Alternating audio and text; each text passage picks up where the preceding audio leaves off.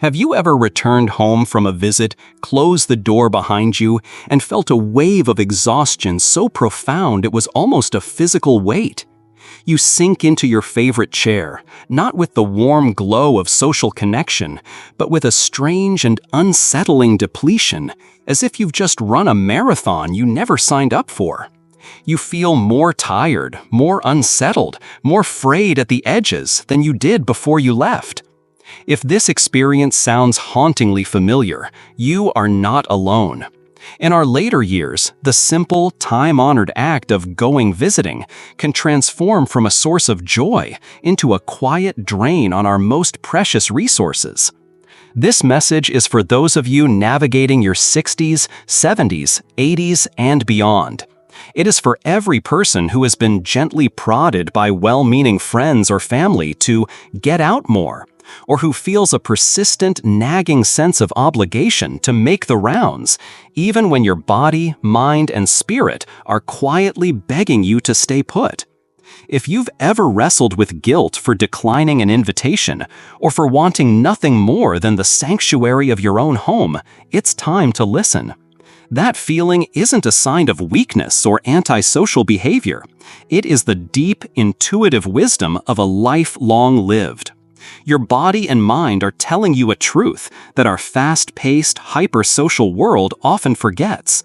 Not every invitation is a gift, and not every outing is a restorative act. As we journey through the seasons of life, one of the most challenging and liberating lessons is that our energy, our time, and our very presence are no longer infinite commodities. They are precious, finite reserves that must be guarded, preserved, and given with profound intention. Today, we will delve into a topic that countless older adults feel intimately but rarely voice aloud: the reality that visiting others too often or without careful discernment may be doing more harm than good. This is not a call for isolation, but an invitation to a deeper form of self-respect. It's about understanding how to curate your life for peace, protect your health, and cultivate connections that genuinely nourish rather than deplete you. Together, we will explore 5 fundamental reasons why you, as a senior, must be more cautious about visiting others, and how embracing the art of staying home can become the kindest, most empowering choice you make, for them and, most importantly, for yourself. If this introduction already resonates with a truth you felt deep in your bones, we encourage you to continue this journey with us. What you're about to learn could reframe your entire approach to your social life and personal well-being. 1. The silent currency of energy, beyond simple fatigue. In our youth, energy felt like a boundless, self-replenishing well. We could burn the candle at both ends and, after a night's rest, feel ready to do it all again.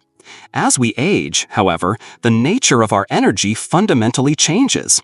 It ceases to be a given and becomes a currency, a precious, non-renewable resource that must be budgeted, invested, and spent with the wisdom of a seasoned financier. A simple visit to the outside world looks like a couple of hours of pleasant conversation, but for an older adult, it's a significant expenditure from an account that takes much longer to replenish. The energy drain of a visit is not a single transaction. It is a cascade of hidden costs. It begins long before you walk out the door, with the cognitive load of preparation, deciding what to wear, ensuring you have your medications, planning the route, and mentally bracing for the interaction. Then comes the physical toll of travel, whether it's navigating public transport, driving through stressful traffic, or simply the strain of getting in and out of a car. Once you arrive, the real performance begins. The conversation itself demands immense energy, not just speaking, but active listening, tracking multiple threads of dialogue, and straining to hear over the television or boisterous grandchildren. But perhaps the most significant drain is the invisible emotional labor involved. Even with the people we love most dearly, there is often a subtle, unspoken pressure to be on. We smile when we feel weary. We carefully steer conversations away from our own aches and worries to avoid being a downer. And we project an image of cheerful resilience. This act of holding back, of curating our own presence to make others comfortable, is a form of exertion that leaves our nervous systems humming with a low-grade stress long after the visit is over. What used to be a fun afternoon can now demand an entire day, or even two, for recovery. During this recovery period, our immune system is compromised, our sleep patterns are disrupted, and a vague melancholic mood can descend without warning. Consider the story of Margaret, a vibrant 72-year-old who adored her daughter and grandchildren. She dutifully made the 45-minute drive to their bustling home twice a week, believing it was what a good mother and grandmother did. Yet after every visit, she found herself crippled by a deep ache in her knees and a persistent digestive unease. She slept fitfully, tossing and turning, and felt a fog of fatigue that wouldn't lift for days. It wasn't until her doctor, after ruling out other causes, gently suggested the connection between her symptoms and these visits that the truth began to dawn. He explained it wasn't just physical stress, it was emotional overexertion. The constant noise, the need to be vigilant with active toddlers, the pressure to eat foods that didn't quite agree with her. It was a systemic overload. With this insight, Margaret made a courageous change. She explained to her daughter that for her own health, she would visit once every 2 weeks, but that she would be fully present and joyful when she did. The result was transformative. Her energy returned, the aches subsided, and her sleep improved. Her family noticed the difference too. The Margaret who visited every fortnight was more patient, more engaged, and more truly herself than the exhausted woman who had shown up out of duty twice a week. Margaret's story teaches us a vital lesson. We must learn to conduct an energy audit of our lives. Before accepting an invitation, ask yourself honestly, will this interaction fill my cup, or will it drain it dry? After a visit, notice how you feel. Are you energized or depleted, inspired or irritable? Learning to recognize the difference is not selfish. It is essential self-preservation. Your energy is the currency that fuels your health, your independence, and your joy. Invest it wisely. That was the first crucial insight, viewing your energy not as an obligation, but as a precious, non-renewable resource. If you have ever felt this profound energy drain after what was supposed to be a simple social call, please comment with the number 1 below. By sharing this, we validate this common yet unspoken experience and create a community of understanding. 2. Navigating the minefield of emotional expectations. For many older adults, stepping into someone else's home is not just a physical journey. It is an emotional gauntlet. A visit is rarely just a visit. It is a stage upon which a complex play of unspoken rules, roles, and expectations is enacted. When you cross that threshold, especially into the home of family, you are not merely a guest. You are instantly cast in a role, and the script has often been written without your consent. You are expected to be the cheerful elder, full of smiles and uncomplaining optimism. You are expected to be the wise, silent repository of family history, listening patiently to the dramas of younger generations without offering too much unsolicited advice. You are expected not to be a burden, which often translates to a tacit rule. Do not speak of your health problems, your loneliness, or your financial worries. Conversely, you might be expected to dispense wisdom, to solve a problem, or to mediate a dispute. It doesn't take long for these visits, which are meant to be warm and connecting, to feel like a high-stakes audition for a role you are no longer sure you want to play. This emotional toll is far more insidious than physical fatigue because it cuts to the core of our sense of self. You begin to meticulously censor your words, replaying conversations in your head, wondering if you said too much or not enough. You notice the subtle shift in the room's energy when you share a story about the old days, or worse, the way someone's eyes glaze over and they quickly change the subject. A well-meaning but thoughtless joke about your hearing or your pace can sting for days. You might find yourself sitting in a room full of people glued to their phones, feeling profoundly invisible and asking yourself, "Why did I even come?" That question can echo in the quiet of your home, eroding your confidence and making you wonder if your presence is truly valued or merely tolerated. Let's consider Walter, a 78-year-old widower who, out of a deep-seated sense of family duty, visited his nephew's home for Sunday dinner every single week for months. He would put on his best shirt, brace himself for the long drive, and prepare to be a pleasant, agreeable guest. One Sunday, as dinner was winding down, his nephew's wife turned to him with a kind smile and said, "You know, Walter, you don't have to come every single week. We know it's a lot for you." She genuinely meant to relieve him of a perceived obligation, but to Walter, her words landed like a judgment. In that moment, he didn't feel relief. He felt the heartbreaking realization that his weekly pilgrimage was seen as a chore for him and, by extension, perhaps a duty for them. He stopped visiting altogether, not out of anger, but out of a quiet, dignified decision to protect his own heart.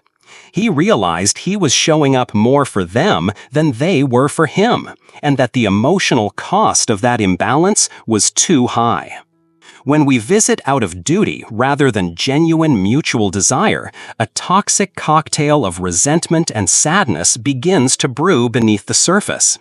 In the golden years of our lives, the last thing we need is another source of silent heartache. Protecting your emotional space is not an act of selfishness. It is an act of profound wisdom. If being in a particular environment or around certain people consistently makes you feel smaller, less vibrant, or less like yourself, it is not your responsibility to fix that dynamic. It is your responsibility to gracefully and without apology stop stepping into it. Your peace is your most sacred possession. This emotional weight is so real, yet so rarely discussed. Have you ever felt like you were performing during a visit, carefully managing your words and emotions? We invite you to share your experience in the comments, or simply type the number 2 to show your solidarity. Your story is a vital part of this conversation. And if this message is resonating with you, please support our channel by hitting the like and subscribe buttons. Your support allows us to continue creating content that informs and empowers our community. 3. The invisible armor, guarding your physical health. In our later years, our home becomes more than just a place of comfort. It transforms into a sanctuary, a carefully controlled environment that supports our well-being. It is our fortress of health. The simple act of visiting others requires us to leave this protected space and venture into environments where hidden risks to our physical health abound. These dangers are often invisible, making them all the more important to acknowledge and respect. The most immediate risk lies with our immune systems. It's a biological fact that as we age, our immune response, a process known as immunosenescence, naturally becomes less robust. This means our ability to fight off infections is diminished. A home bustling with activity, especially one with children attending school or daycare, is a veritable petri dish of germs, viruses, and seasonal bugs. What might be a minor sniffle or a 24-hour stomach bug for a healthy grandchild can escalate into a serious bout of bronchitis, pneumonia, or a dangerous case of dehydration for a 75-year-old. Many seniors, conditioned to be stoic, often downplay their symptoms until a minor illness has progressed into a major health crisis. The risk extends far beyond exposure to pathogens. Visiting others almost always involves a disruption of the sacred routines that keep our bodies in balance. Think about it. A visit in the late afternoon might mean a skipped or delayed dose of critical medication for blood pressure or diabetes. Being a polite guest often means eating what is served, which may be too high in salt, sugar, or fat for your specific dietary needs, causing a spike in blood sugar or fluid retention. An evening visit that runs late can completely derail a carefully established sleep schedule. The profound importance of consistent sleep for older adults cannot be overstated. One poor night's rest can impact everything from cognitive function and mood to blood pressure and immune response the following day. Edith, an 84-year-old great-grandmother, cherished seeing her daughter's family, but she always felt off for days afterward.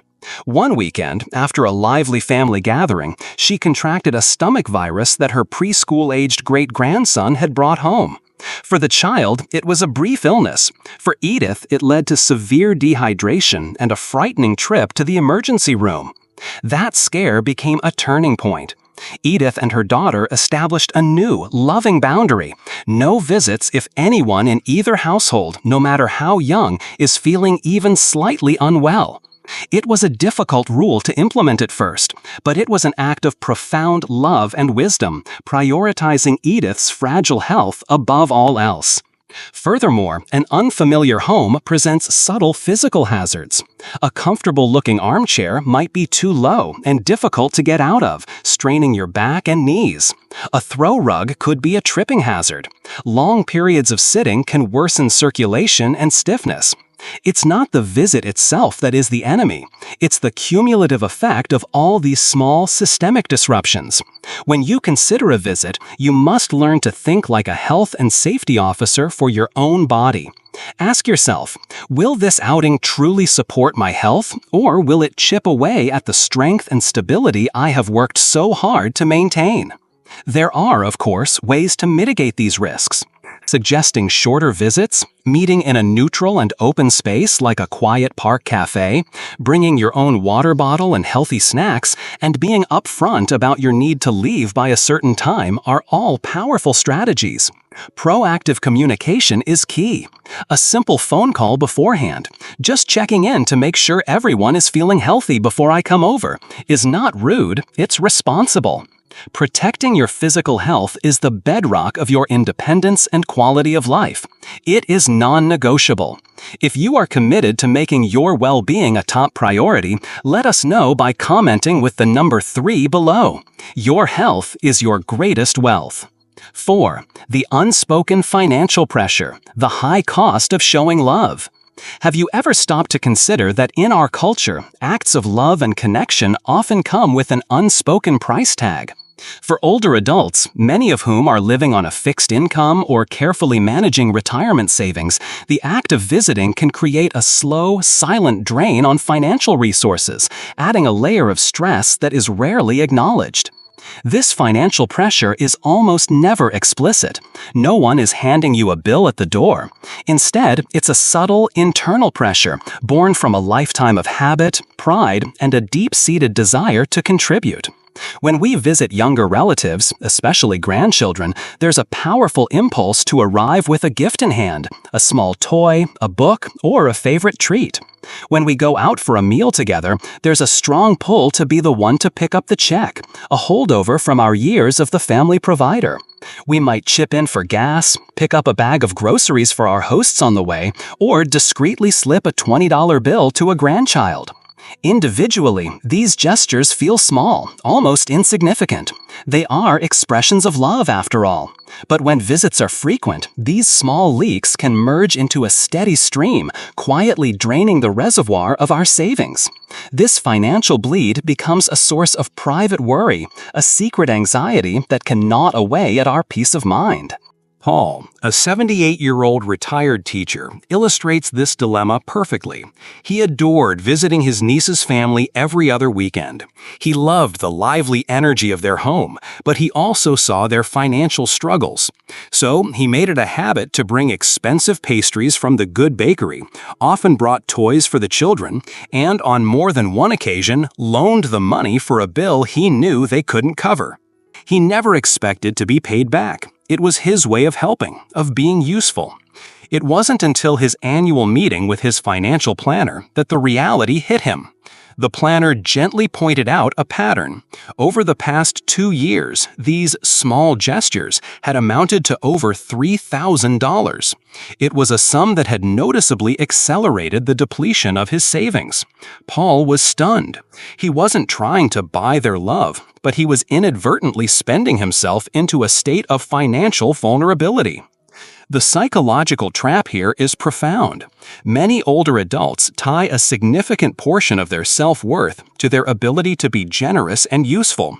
When physical limitations prevent us from helping in practical ways like we used to, financial contribution can feel like the last bastion of our value.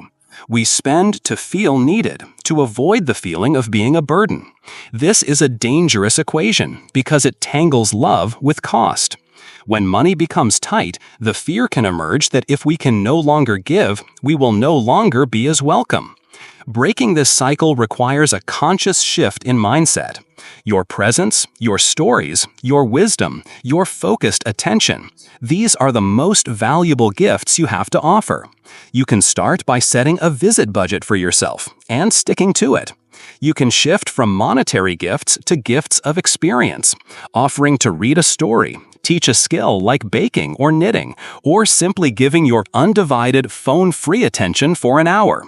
It can also be empowering to have a gentle, honest conversation. A simple statement like, "I love seeing you all so much, and to make sure I can keep doing this for years to come, I need to be more careful with my budget. Please know that my presence is my present to you," can be incredibly liberating. It redefines the terms of the visit, placing the value on connection, not transaction. This is a delicate but absolutely vital conversation to have with ourselves. If you have ever felt this unspoken financial pressure, or if you find these strategies for redefining generosity helpful, please let us know by commenting with the number 4. Sharing your perspective helps to break the taboo around this sensitive topic. And as a quick reminder, if you're finding this discussion valuable, hitting that subscribe button is a free way to show your support and helps us continue this important work. 5. Reclaiming your sacred rhythm, the anchor of daily life. As we navigate the complexities of our later years, the pace and flow of our daily lives become more than mere habit. They evolve into a form of personal medicine. This internal rhythm, the unique tempo of our days, is our anchor, the force that keeps us feeling grounded, clear-headed, and in control. When we begin visiting others too frequently, we risk surrendering our own rhythm and instead start marching to the beat of someone else's drum. This loss of personal tempo can be one of the most subtly disorienting aspects of an overcommitted social life. This isn't just about a disrupted schedule, it's about losing touch with the very essence of how your body and mind thrive. Perhaps your ideal day begins with 2 hours of quiet solitude, a cup of coffee, and the morning paper. Maybe your body functions best with an early, light dinner and a short walk before settling in for the evening. Perhaps a 20-minute nap in the afternoon is what recharges your batteries for the rest of the day. These are not rigid eccentricities. They are the pillars of your well-being, the product of decades of learning what your unique system needs to feel its best. When you are in someone else's home, you are a guest in their rhythm. You graciously adapt. You delay your mealtime to match their later schedule. You sit for hours in conversation when your body is crying out for a chance to stretch or lie down. You talk when you would rather be quiet. You stay up late, bathed in the blue light of a television when your internal clock is screaming for the peace of your own bed. While flexibility is a virtue, for an older adult, repeated disruptions to this inner rhythm can have a cascading negative impact on digestion, sleep quality, blood pressure, and even cognitive clarity. It can leave you feeling scattered, foggy, and vaguely anxious, as if you're living in a state of perpetual jet lag. There is a deeper psychological layer to this as well. Our rhythm is inextricably linked to our sense of autonomy, the feeling that we have agency over our time, our choices, and our energy. When our days are consistently fragmented by social obligations, even well-meaning ones, it can lead to a subtle but persistent sense of restlessness. We can begin to feel as though we are losing touch with ourselves because we are constantly adapting to the needs and cadences of others. Eugene, a 76-year-old retired librarian, shared a powerful story about this. For years, he went to his best friend's house every Sunday afternoon to watch football. At first, it was a highlight of his week, but over time, Eugene noticed a change in himself. He no longer had time to read the Sunday paper from cover to cover, a ritual he treasured. He skipped his peaceful afternoon walk in the park. He even missed his quiet cup of coffee on his own porch, a time he used for reflection. His mind felt cluttered, and his week felt like it started on a note of chaos, not calm. The problem wasn't his friend or the football, it was the slow, insidious erosion of a day that no longer felt like it belonged to him. His solution was simple but brilliant. He suggested to his friend that they move their get-together to a weekday lunch, preserving his sacred Sunday for himself. In our later years, peace and stability are not found in grand events or a packed social calendar. They are cultivated in the small, consistent, personal rituals we create for ourselves. If we give up these rituals too easily for the sake of social appearances, we may find ourselves feeling profoundly unsettled without ever understanding why. That is why protecting your rhythm isn't selfish. It is an act of survival.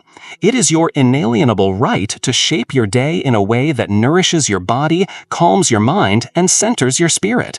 Sometimes that means gracefully saying yo to a visit that you know will throw your entire system out of its delicate, life-sustaining balance. Honoring your personal rhythm is a profound act of self-love and self-respect. If you recognize the deep importance of protecting your own tempo, and if you are committed to honoring it, please affirm this by commenting with the number 5 below. Let's celebrate the profound peace that comes from living in sync with ourselves. The journey of aging teaches us a truth that is both simple and profound. Peace does not come from being everywhere, knowing everyone, or pleasing everybody. It comes from a place of quiet discernment. It comes from being ruthlessly selective about where we invest our precious, finite resources, our energy, our emotions, our health, our finances, and our time. Saying no to frequent visits is not an act of closing yourself off from the world. It is the act of opening yourself up to a deeper, more authentic way of living. It is choosing presence over performance, depth over duty, and quality over quantity. You have walked this earth for 6, 7, 8, or more decades. You have earned the right to rest when you need to rest. You have earned the right to quiet contemplation. You have earned the right to be the sovereign curator of your own life, sharing your time and your light only when your heart gives a full, unequivocal yes. If you are someone who has felt that soul-deep weariness after a visit, if you've come home feeling more empty than full, please know that you are not being difficult or strange.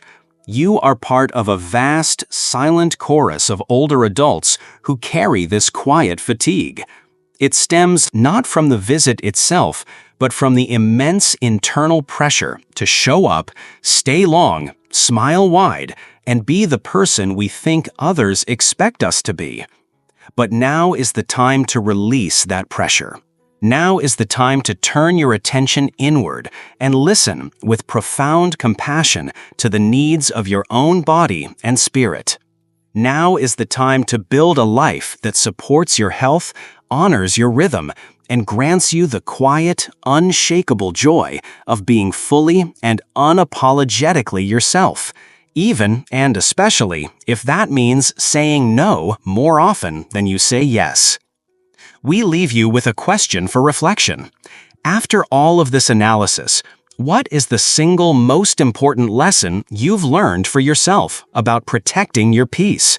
What is one small, actionable step you can take this week to honor your own needs more fully? Let us know your thoughts in the comments section below. We read every single one, and your wisdom enriches this entire community. The journey of self-care is a lifelong practice. Start with one small, compassionate step today. Thank you for spending your valuable time with us. If this video has brought value to you, please support the channel by hitting the like button, subscribing, and remembering to turn on the notification bell so you never miss insightful content like this in the future. Your support is what allows us to continue this work. Thank you for watching, and we look forward to seeing you in the next video.